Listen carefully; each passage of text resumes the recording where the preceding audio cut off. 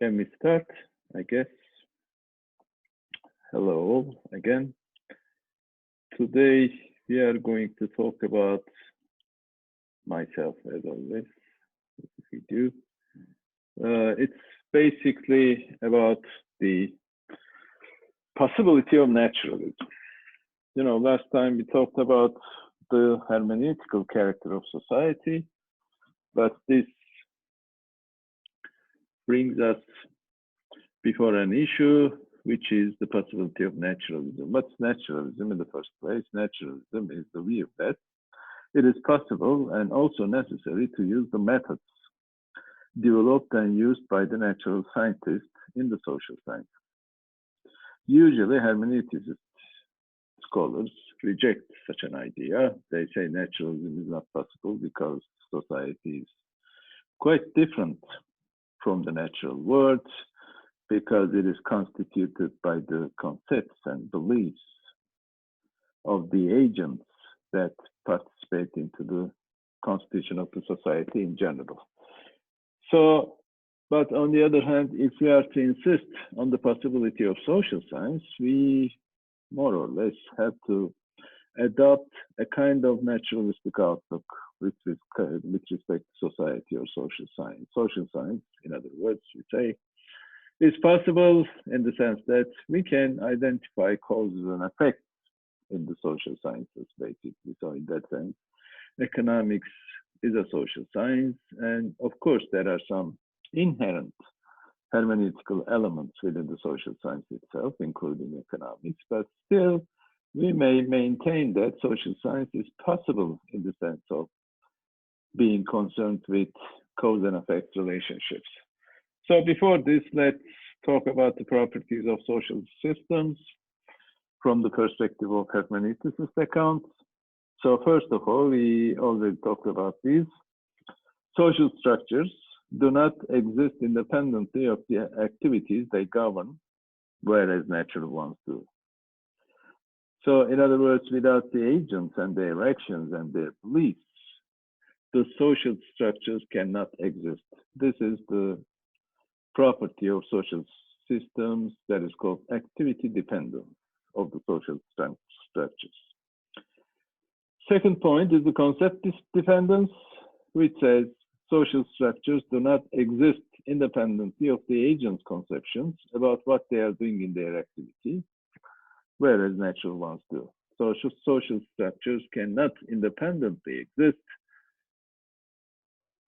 of the beliefs and expectations and concepts that they form of the agents who participate into the social life in general. Third point is the space-time dependence. Social structures may be only relatively enduring. They are not, unlike some natural structures, space-time invariant. So depending on time and also place, of course, there may be and usually are important differences among social structures in different societies, in different historical periods, etc. Fourth is that social science is internal to its subject matter, which is the society itself, whereas natural science is not. The objects of scientific inquiry do not exist independently of, or even may be affected by, the social science itself. This has two parts, actually. One is that as the scientists, we are all part of the society, so we, at the same time, actively participate in the constitution process of the society. Society is built, so to speak, by our own actions and beliefs, as we have seen. So it means that basically social science itself is an important force which is capable of affecting or even transforming the society in general. So in economics, usually, this is the second point, of course, we consider this effectiveness of individual or social science in general in the form of policy options. Economists usually deal with developing some policy alternatives. So policies more or less influence many people when they are implemented, right? So in this sense, by designing economic policy and implementing it, social science, especially economics, could be an important force in the transformation or at least shaping process of the society in general. So social science is internal to its subject matter, which is the society. In other words, social and in general human sciences are themselves aspects and even causal agents of what they are trying to explain.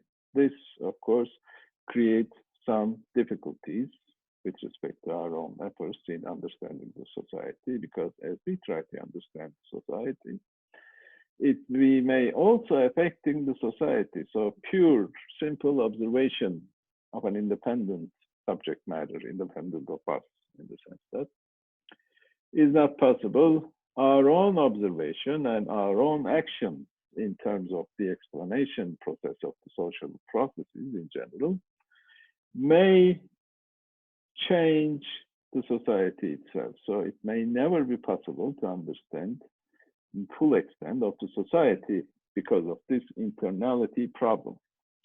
And last, not last, another important point is the idea of the double hermeneutic, which is related to the fourth one, actually.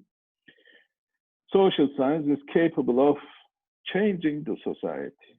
You know, one of the most important examples to this point is the importance of history of economic thought, for example, Adam Smith.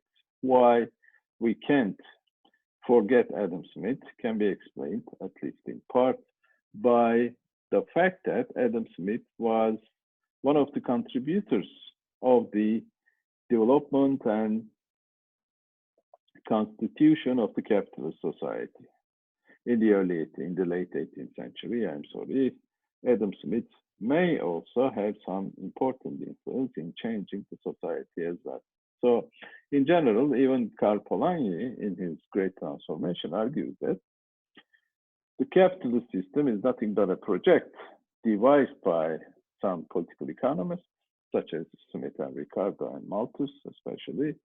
And this project was implemented by the power of the state. So capitalism did not arise independently of the actions of the individuals or the social science in general. Political economy was an important force in the development of the capitalist society, according to Polanyi. Well, you may be agreeing this or disagreeing it, but that's another point. This is the idea of the double hermeneutic. So to the extent that theories transform this self-understanding, they sometimes undercut, bolster, or transform the constitutive features of these very practices. In other words, social theory itself becomes a form of practice. Charles Taylor, he's a hermeneuticist philosopher, by the way, and he rightly emphasizes the importance of this practical aspect of society, which cannot be independent of the conceptions and beliefs of the agents who participate in these actions. Social world is constituted by both the actions of the actors and the meta-languages invented by the social sciences. Meta-languages mean theory in general, social theory of any kind. Therefore, social science is not only affected by society, but at the same time, it's an effective agent in shaping the society. Social science is internal to its subject matter in that sense also. The findings of the social science has the property of self-fulfilling prophecies in the sense that they cannot be kept wholly separate from the universe of meaning and action which they are about, according to the sociologist Anthony Giddens. So this is a very important point, and especially from the perspective of economics, we always keep that point in mind, because anything we do may and usually do affect the behavior of individuals in terms of the devising and implementing economic policies in general. And also ideology has an important force, which is also capable of shaping the society, because it's a kind of effective agent in changing individual beliefs and ideas and their outlook or even worldviews, etc. Just as the impossibility of social science without society Society cannot exist without some kind of scientific, proto-scientific, and ideological set of ideas. Why is this important? It's simple. You know, social science starts with the beliefs and visions in Schumpeterian sense of the individuals, basically. These are proto-scientific ideas. We all have some more or less important or less important ideas about society, how it functions, what are the basic social problems, etc., etc. These are usually raw materials of science. We start from these kinds of ideas, and there's also an important ideological element. What's ideology? Well, you may define it different ways, but for example, Marx, inspired by Napoleon actually, argues that ideology is nothing but a kind of false consciousness. The basic function of ideology is to distort the reality. It's a kind of different and distorting picture of the reality itself. Capitalist ideology, for example, functions to convince people that capitalism is the best, whatever, etc. Well, this is a kind of strong argumentation, but still, usually when we talk about ideology, we usually mean this more or less similar ideas to this. So in that sense, without the scientific vision of Schumpeter's, that constitutes the raw material for scientific activity, for these constitute the self-understandings of individuals about what's going on in society in general, right? So ideology itself is important. We are going to discuss the importance of ideology in terms of the Marxian notion of ideology in next week, or I'm not sure, coming weeks. So, but before proceeding, we can develop this line of argumentation. First, ideology is false in the sense that social science is capable of embracing, or more importantly, correcting ideology or replacing it within its theories. So as I said, we have some ideological beliefs about the working of the society, how it functions, what are the basic problems, etc., etc. So maybe some of them are wrong and some of them may be right. So basic function, basic objective of science, social science, should be either to correct them or replace them with good ones, better ones, actually. So second point is, with respect to ideology, we should say, social science is capable of explaining why ideology itself is necessary. What I mean is, you know, again, giving an example from Marx, Marx says capitalism, what he calls vulgar economics, you know, more or less neoclassical economics in our understanding, may actually present us with a distorted, false picture of the reality, but this has a very important notion, which means that it is a driving force behind the actions of the people that participate into kind of market activities, for example.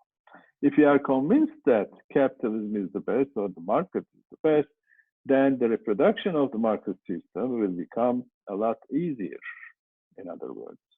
So if we are also opposed, if many people or majority of the people in society is opposed to capitalism, then it's difficult for capitalism to reproduce itself. So this has some kinds of importance in the sense of the reproduction of the society in general. So we have some 10 minutes. Maybe we should stop here. Maybe I should pause recording and then we can continue after the break.